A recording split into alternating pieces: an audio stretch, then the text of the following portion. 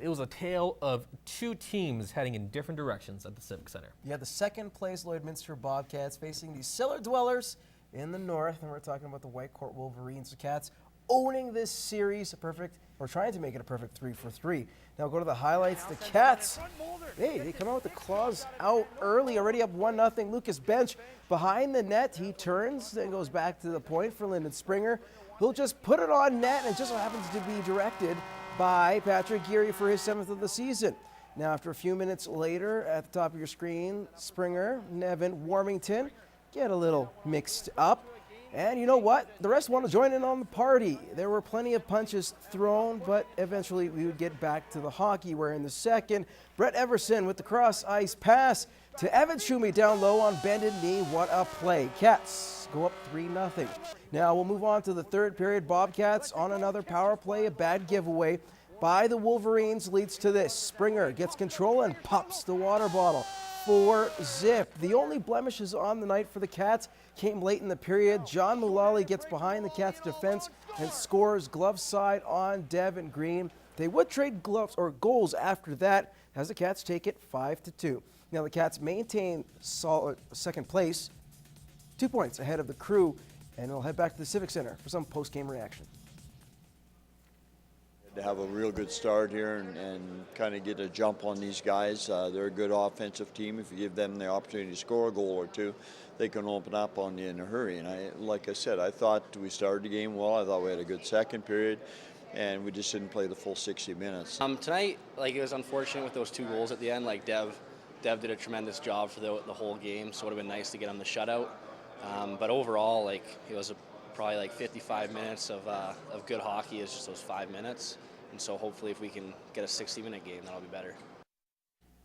Meanwhile, the Bonnyville Pontiacs are also in action, taking on the Sherwood Park Crusaders. The Crew had a 4-0 lead and did not look back. 6-3 the final. The Yaks will be back at home to face the Calgary Mustangs on Saturday. Moving on to Junior B action, the Lloydminster Bandits dropped another contest to the Onion Lake Border Chiefs by a score of 4-0. The Bandits are now back at the Civic Center facing Vermilion on Saturday night.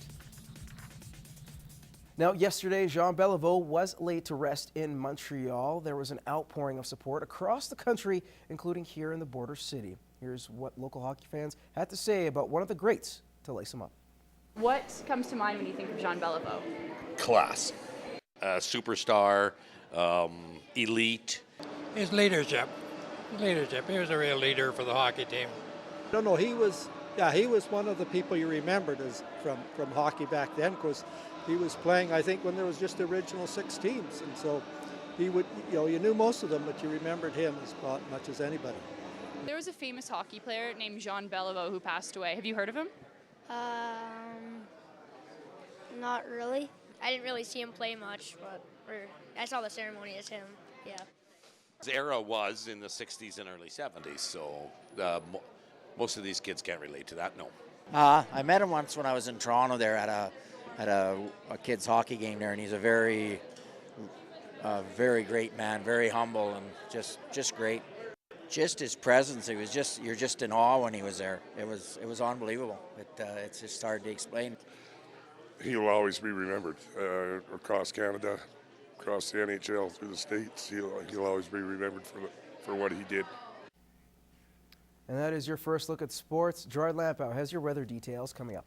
The high school basketball season has barely started, but already the Holy Rosary Raiders girls team is showing how dominant they can be, having won their first tournament in Edmonton last weekend. Claire Hanna has more.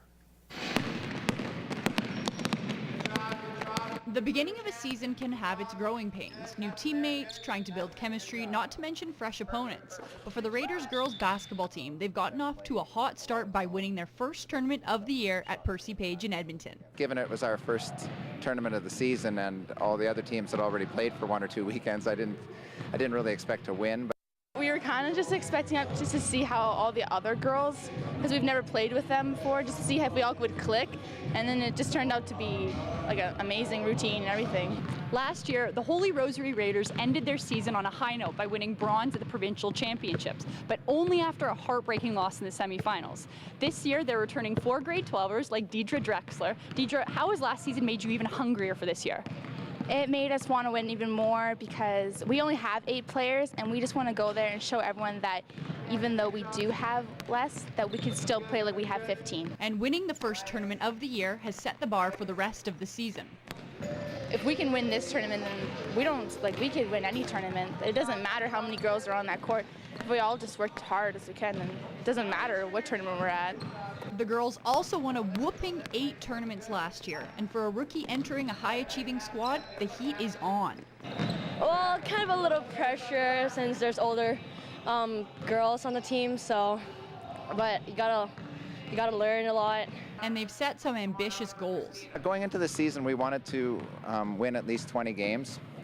We wanted to win a few tournaments, and we want to get to provincials and win our final game there, whatever that final game happens to be. We'd love it to be a provincial final, but if it's a third-place game or a consolation, we still want to end up winning our last game of the year. Claire Hanna, Newcap Sports. Well, Canada's World Junior team arrived in Toronto today for the start of the World Junior Selection Camp. The team has several returnees, including Sam Reinhart and Frederick Gauthier, hoping to crack the roster and erase the disappointment from last year's tourney. It's always great to be around, to get an invitation to Hockey Canada, and I think like last year you come here and try to make the team and just be your best and try to represent Canada. I think I've handled coming back to junior well. Obviously this has been on my mind this day, especially getting here, for the start of this camp. So, I'm excited to be here. I wouldn't want to be anywhere else right now.